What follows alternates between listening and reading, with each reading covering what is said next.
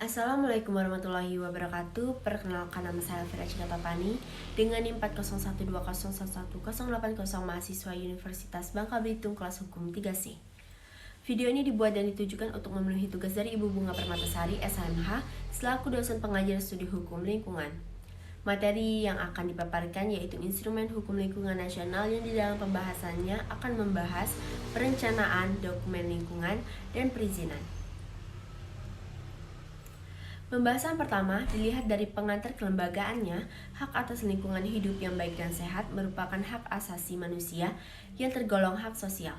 Pengaturan hak atas lingkungan hidup yang baik dan sehat ini ditetapkan dalam beberapa konvensi dan undang-undang. Undang-undang itu adalah Undang-Undang Dasar Negara Republik Indonesia tahun 1945 dan Undang-Undang Nomor 32 tahun 2009 tentang perlindungan dan pengelolaan lingkungan hidup yang selanjutnya disebut dengan UU PPLH. Atas dasar pengaturan tersebut, maka hak warga negara untuk memperoleh lingkungan hidup yang baik dan sehat merupakan salah satu bentuk hak sosial dalam fundamental right. Hal ini sesuai dengan pendapat Philippus M. Hudson bahwa hak-hak kodrat dan human rights yang dikonversi menjadi hak-hak hukum disebut fundamental right. Inti hak sosial adalah right to reside. Makna hak atas lingkungan hidup yang baik dan sehat ini sebagai hak sosial adalah setiap warga negara berhak memperoleh lingkungan hidup yang baik dan sehat dari negara atau to reside from the state. Karena itu ada kewajiban bagi negara untuk memenuhi kebutuhan setiap orang atas lingkungan hidup yang baik dan sehat sebagaimana tertuang dalam Undang-Undang Dasar Negara Republik Indonesia Pasal 28H. Kewajiban negara dalam memenuhi hak masyarakat lingkungan hidup yang baik dan sehat ini dilakukan melalui upaya perlindungan dan pengelolaan hubungan hidup. Berdasarkan Pasal 3 UU PPLH, salah satu tujuan dari perlindungan dan pengelolaan lingkungan hidup adalah memenuhi hak atas asasi manusia untuk memperoleh lingkungan hidup yang baik dan sehat. Di dalam Pasal 3 UU PPLH bertujuan pertama melindungi wilayah negara kesatuan Republik Indonesia dari pencemaran dan atau kerusakan lingkungan. Yang kedua menjamin keselamatan, kesehatan, dan kehidupan masyarakat. Yang ketiga menjamin kelangsungan kehidupan dan kelestarian ekosistem. Yang keempat menjaga kelestarian fungsi lingkungan hidup. Yang kelima mencapai keserasian, keselarasan, dan keseimbangan lingkungan hidup. Yang keenam menjamin terpenuhinya keadilan generasi masa kini dan generasi masa depan. Yang ketujuh menjamin pemenuhan dan perlindungan hak atas lingkungan hidup sebagai bagian dari hak asasi manusia. Yang ke-8 mengendalikan pemanfaatan sumber daya alam secara bijaksana. Yang ke-9 mewujudkan pembangunan berkelanjutan. Dan yang terakhir mengantisipasi isu lingkungan global.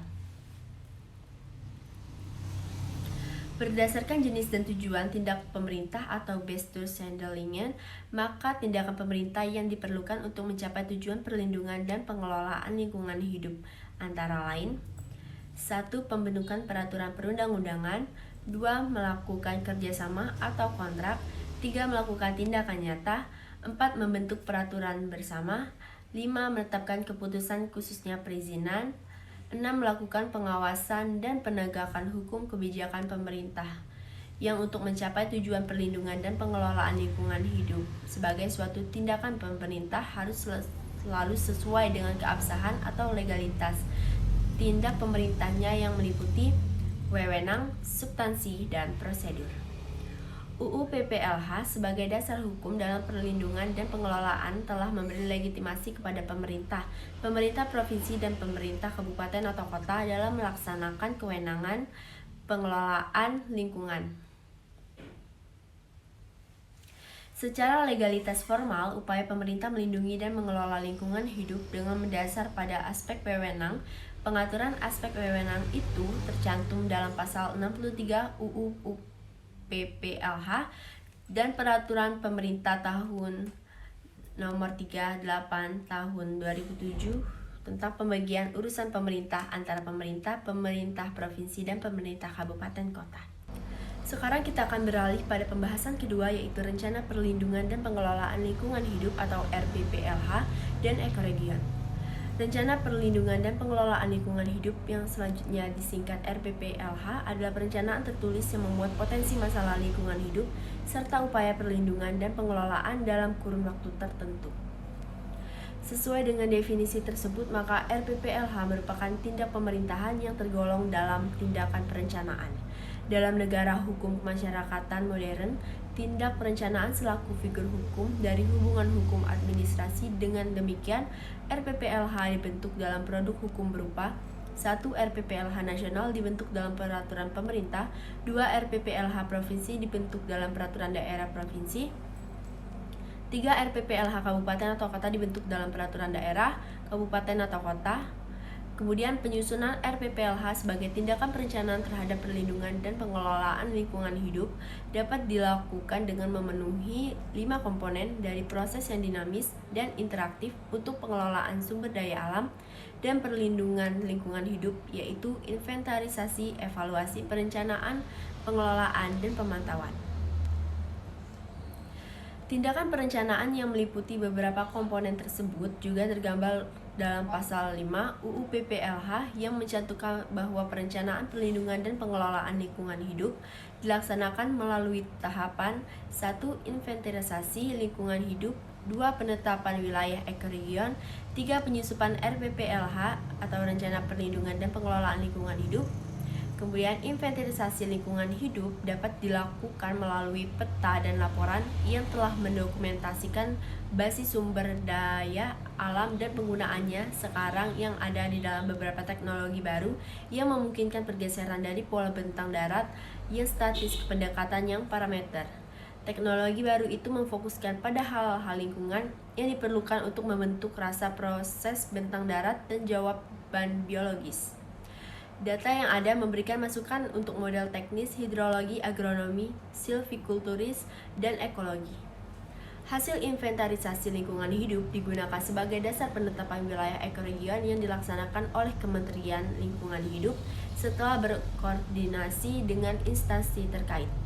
Tujuan inventarisasi lingkungan hidup dalam penetapan wilayah ekoregion adalah untuk menentukan daya dukung dan daya tampung, serta cadangan sumber daya alam. Penetapan wilayah ekoregion dilaksanakan dengan mempertimbangkan kesamaan 1. Karakteristik bentang alam, 2. Daerah aliran sungai, 3. Iklim, 4. Flora dan fauna, 5. Sosial budaya, 6. Ekonomi, 7. Kelembagaan masyarakat, 8. Hasil inventarisasi lingkungan hidup.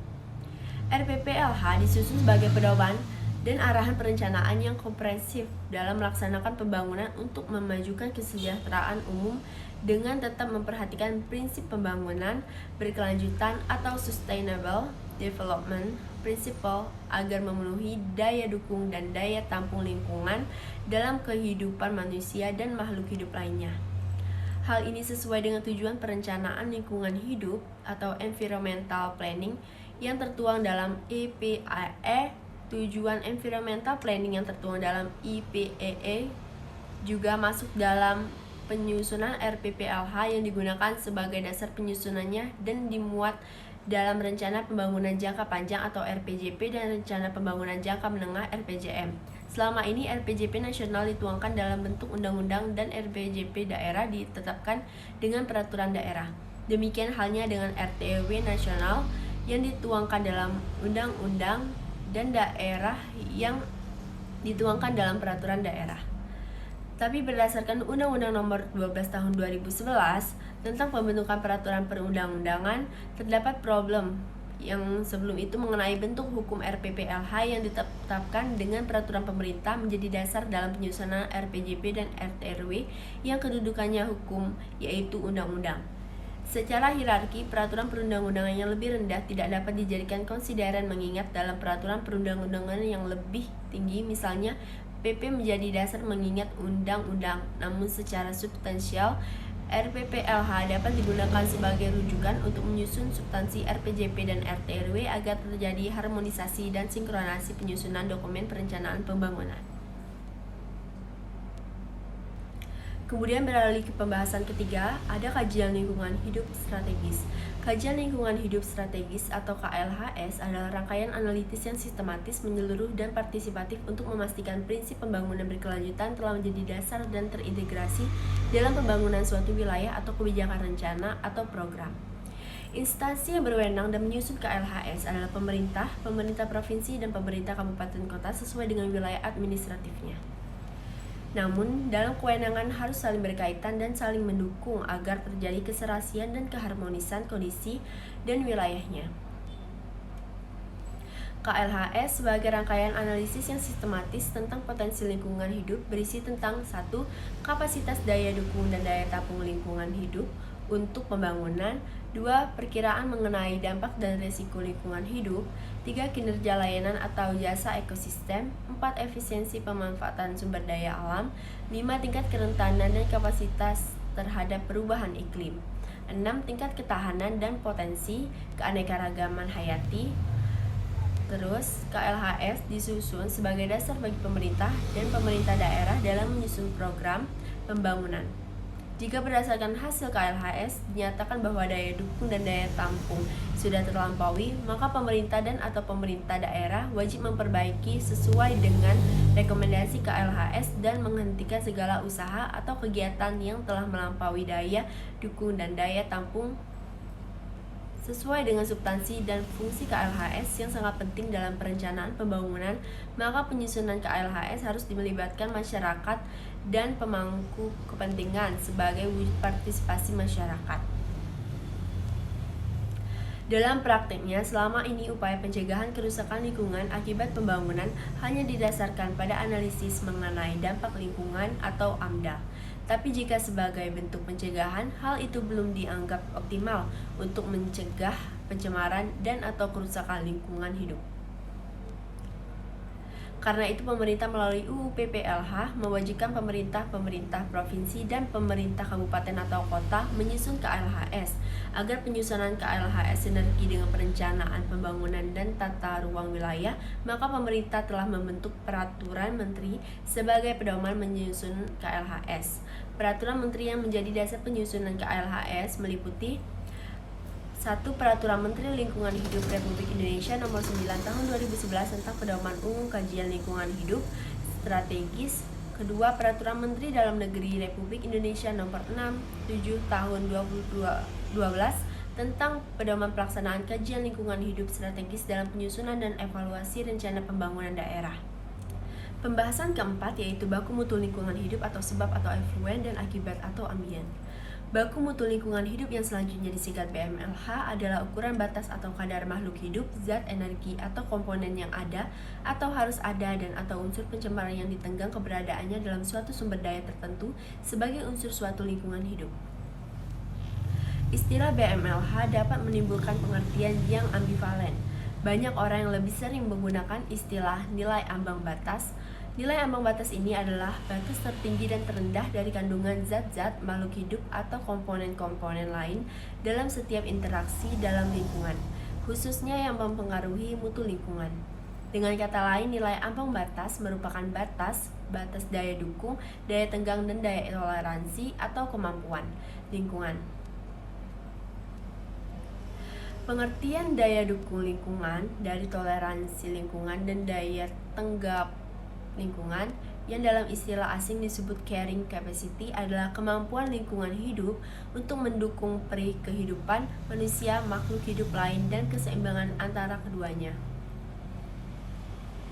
Dengan demikian, penggunaan nilai ambang batas itu dikaitkan dengan kemampuan lingkungan hidup dalam mendukung kehidupan manusia dan makhluk hidup lainnya. Hal itu berbeda dari BMLH yang digunakan sebagai penentu dalam menetapkan pencemaran.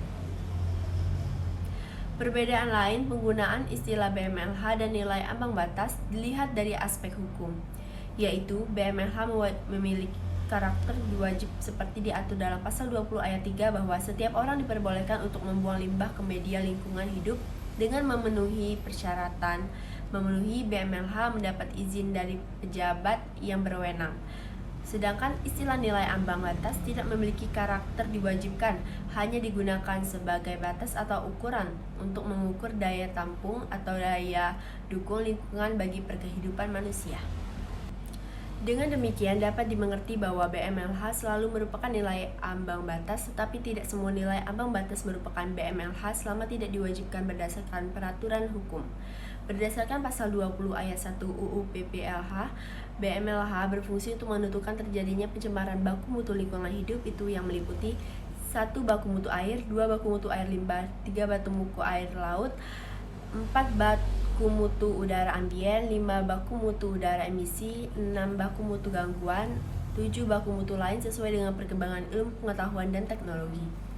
Jenis baku mutu lingkungan hidup menurut pasal 20 ayat 2 dapat dibedakan dalam dua sistem, yaitu 1. Effluent standard yang merupakan kadar maksimum limbah yang diperbolehkan untuk dibuang ke lingkungan, atau istilah dalam UU PPLH disebut baku mutu air limbah, baku mutu emisi, dan baku mutu gangguan. Yang kedua, stream standard merupakan batas kadar untuk sumber daya tertentu seperti sungai, waduk, dan danau. Kadar ditetapkan berdasarkan pada kemampuan sumber daya beserta sifat peruntukannya, atau istilah dalam UU PPLH disebut baku mutu air, baku mutu udara ambien, dan baku mutu air laut. Dengan adanya dua perbedaan baku mutu lingkungan hidup, maka konsep pencemaran lingkungan hidup perlu diperjelas. Pencemaran lingkungan hidup adalah masuk atau dimasukkannya makhluk hidup, zat energi, dan atau komponen lain ke dalam lingkungan hidup oleh kegiatan manusia, sehingga melampaui baku lingkungan yang telah ditetapkan. UU PPLH mengancam pidana terhadap pelaku pencemaran terlihat di pasal 98 dan 100 UU PPLH, menyatakan setiap orang yang melanggar baku mutu air limbah, baku mutu emisi, atau baku mutu gangguan dipidana dengan pidana penjara paling lama 3 tahun dan denda paling banyak 3 miliar rupiah. Tindak pidana ini hanya dapat dikenakan apabila sanksi administratif yang telah dijatuhkan tidak dipenuhi atau pelanggaran dilakukan lebih dari 1 kali. Berdasarkan muatan materi pasal 98 dan pasal 100 dapat dinyatakan bahwa sanksi pidana dalam pasal 98 lebih berat daripada pasal 100. Tindak pidana dalam pasal 98 merupakan suatu tindak pidana, sedangkan tindak pidana dalam pasal 100 merupakan tindak lanjut dari sanksi administratif. Diketahui BMLH merupakan ketentuan yang berbeda-beda sesuai dengan lingkungan wilayah atau waktu. Dengan demikian, ketentuan BMLH secara umum dituangkan dalam undang-undang dan peraturan daerah. Untuk ketentuan teknisnya diatur dalam peraturan perundang-undangan yang bersifat pelaksanaan seperti peraturan pemerintah, peraturan menteri, dan peraturan kepala daerah. Ada beragam peraturan perundang-undangan yang mengatur ketentuan BMLH yang selalu berbeda karena disesuaikan dengan media lingkungan, wilayah, dan waktu. Pembahasan kelima kita yaitu kita akan membahas AMDAL dan UKL-UPL. Analisis mengenai dampak lingkungan atau disingkat AMDAL adalah kajian mengenai dampak penting suatu usaha atau kegiatan yang direncanakan pada lingkungan hidup yang diperlukan bagi proses pengambilan keputusan tentang penyelenggaraan usaha atau kegiatan. Upaya pengelolaan lingkungan hidup dan upaya pemantauan lingkungan hidup yang selanjutnya disingkat UKL-UPL adalah pengelolaan dan pemantauan terhadap suatu usaha dan atau kegiatan yang tidak berdampak penting terhadap lingkungan hidup yang diperlukan dalam proses pengambilan keputusan tentang penyelenggaraan usaha dan atau kegiatan. Dengan demikian, AMDAL dan UKL-UPL merupakan suatu dokumen kajian lingkungan atas suatu rencana kegiatan dan atau usaha yang digunakan sebagai syarat dalam proses pengambilan keputusan. Kewajiban bagi rencana usaha dan atau kegiatan yang dapat memberikan dampak penting didasarkan kriteria dampak penting sebagaimana tertuang dalam pasal 22 ayat 2 UU PPLH, yaitu 1. Besarnya jumlah penduduk yang terkena dampak rencana usaha dan atau kegiatan, 2. Luas wilayah usaha dan atau kegiatan, 3. Intensitas berlangsung dan lamanya dampak, 4. Banyaknya komponen lingkungan hidup lain yang akan terkena dampak, 5. Sifat kumulasi dampak, 6. Berbalik dan atau tidak berbaliknya dampak. Yang ketujuh, ada kriteria lain perkembangan ilmu teknologi sesuai dengan pengetahuan. Berdasarkan kriteria tersebut, maka dokumen AMDAL disusun dalam beberapa dokumen yang terdiri atas 1. Kerangka acuan, 2. Rencana pengelolaan lingkungan, 3. Rencana pemantauan lingkungan. Rincian muatan AMDAL sesuai pasal 25 UU PPLH berisi tentang 1. Pengkajian mengenai dampak rencana usaha dan atau kegiatan. 2. Evaluasi kegiatan sekitar lokasi rencana usaha dan atau kegiatan. 3. Saran, masukan, serta tanggapan masyarakat terhadap rencana usaha dan atau kegiatan. 4. Perakiraan terhadap besar dampak serta sifat penting dampak yang terjadi jika rencana usaha dan atau kegiatan tersebut dilaksanakan. 5. Evaluasi secara holistik terhadap dampak yang terjadi untuk menentukan kelayakan atau ketidaklayakan lingkungan hidup. 6. Rencana pengelolaan dan pemantauan lingkungan hidup. Di pembahasan ke-6 kita akan membahas analisis risiko lingkungan. Pasal 47 UU PPLH menyatakan setiap usaha dan atau kegiatan yang berpotensi menimbulkan dampak penting terhadap lingkungan hidup, ancaman terhadap ekosistem dan kehidupan dan atau kesehatan dan keselamatan manusia wajib melakukan analisis risiko lingkungan. Analisis risiko yang diatur dalam pasal 47 ini merupakan prosedur yang digunakan untuk mengkaji berpasangan peredaran produk genetik dan pembersihan atau clean up limbah B3. Risiko merupakan perkiraan kemungkinan terjadi konsekuensi kepada manusia atau lingkungan. Risiko yang terjadi kepada manusia disebut sebagai risiko kesehatan, sedangkan risiko yang terjadi pada lingkungan disebut sebagai risiko ekologi. Resiko lingkungan atau ekologi merupakan resiko terhadap kesehatan manusia yang disebabkan oleh karena faktor lingkungan, baik lingkungan fisik, hayati maupun sosial, ekonomi, budaya. Secara umum dapat dikatakan resiko lingkungan merupakan faktor atau proses dalam lingkungannya mempunyai kemungkinan atau probability tertentu untuk menyebabkan konsekuensi yang merugikan manusia dan lingkungannya. Resiko lingkungan memperkirakan resiko terhadap organisme, sistem, atau populasi dengan segala ketidakpastian yang menyertainya setelah terpapar oleh agen tertentu dengan memperhatikan karakteristik agen dan sasaran yang spesifik. Menekankan proses keseimbangan antara biaya yang dikeluarkan untuk mengurangi resiko lingkungan dan keuntungan yang diperoleh dari berkurangnya resiko lingkungan tersebut. Jadi, intinya analisis resiko lingkungan adalah proses prediksi kemungkinan dampak negatif yang terjadi terhadap lingkungan sebagai akibat dari kegiatan tertentu. Penggunaan analisis risiko lingkungan ini akan mempermudah pihak manajemen kegiatan atau usaha dalam pengelolaan, audit, atau evaluasi ketataan suatu usaha atau kegiatan. Sesuai dengan pasal 47 ayat 2, setiap usaha dan atau kegiatan yang wajib melakukan analisis resiko lingkungan harus dilakukan melalui tahapan 1. Pengkajian resiko. Pengkajian resiko ini meliputi keseluruhan proses mulai dari identifikasi bahaya, penafsiran besarnya konsekuensi atau akibat dan penafsiran kemungkinan munculnya dampak yang tidak diinginkan baik terhadap keamanan dan kesehatan manusia maupun lingkungan hidup. Yang kedua, pengelolaan resiko. Pengelolaan risiko ini meliputi evaluasi risiko atau seleksi risiko yang memerlukan pengelolaan, identifikasi pilihan pengelolaan risiko, pemilihan tindakan untuk pengelolaan dan pengimplementasian tindakan yang dipilih. Yang ketiga ada komunikasi risiko. Komunikasi risiko ini adalah proses interaktif dari pertukaran informasi dan pendapat di antara individu, kelompok, dan institusi yang berkenaan dengan risiko. Di pembahasan terakhir kita, saya akan membahas tentang perizinan lingkungan.